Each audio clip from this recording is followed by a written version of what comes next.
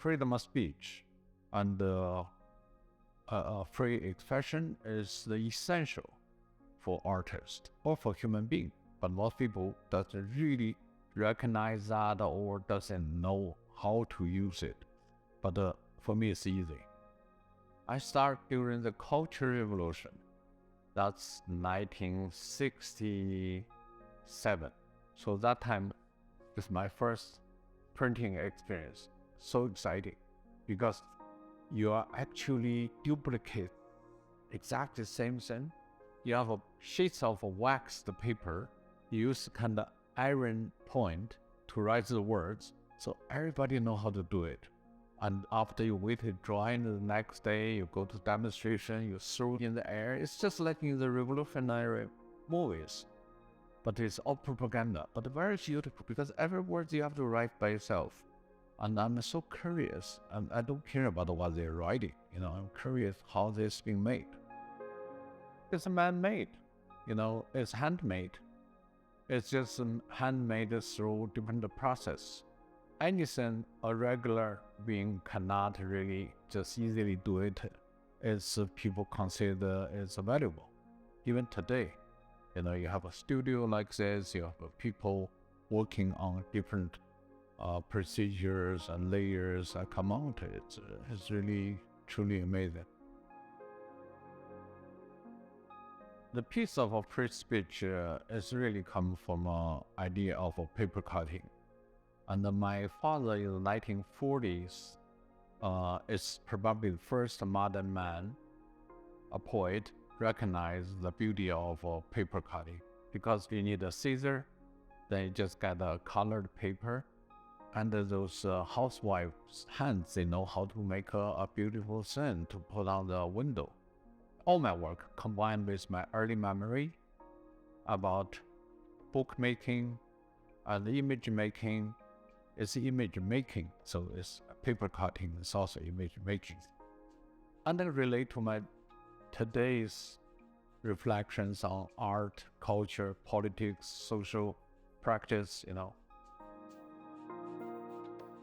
Human flow, it's the effort I made since I got my visa to go to Germany to start my studio. Then I got involved with refugee crisis and visited about 23 nations and 40 largest camps all around the world. And I interviewed about 600 people, refugees. And then I always trying to find a language. Because when we see refugees is always so poor, so desperate, and they are someone, and they're different from us, which I think is completely wrong. I think we all, if there's one refugee, we're all refugees. If you don't even recognize the human condition, you definitely is a refugee. So that idea is not easy to establish. So when I start to work on those things, I try to make them so-called beautiful. You see the image, but you also can see yourself in the reflection. I think that's a good idea. I just printed those out as a fun, I give a name, Study of Perspectives, and which is interesting name, I think. And it's about my personal study of perspectives, politically or culturally. I don't like that gesture. It's a very American gesture. To a certain moment, you're so tired, you think just stick out a finger and, give a gesture. That's 90s. I'm quite disillusioned about communist, capitalist, all those, too much shit going on. So I think the last thing I can do is stick my finger. But of course, it's such cheap and banal act. At that time, I even feel a little bit shy, but later I think I did this for like almost 30 years. Making prints is about first to extend your expression to different corner, different people, because you don't want your work just stay in the museums or in some big collector's home.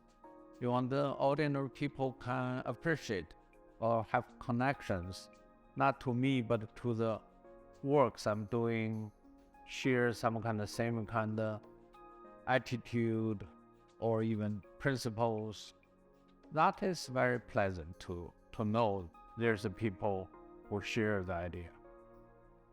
And also at the same time, I like to help institutions to, be on the same side for self-expression, to offer ideas to the society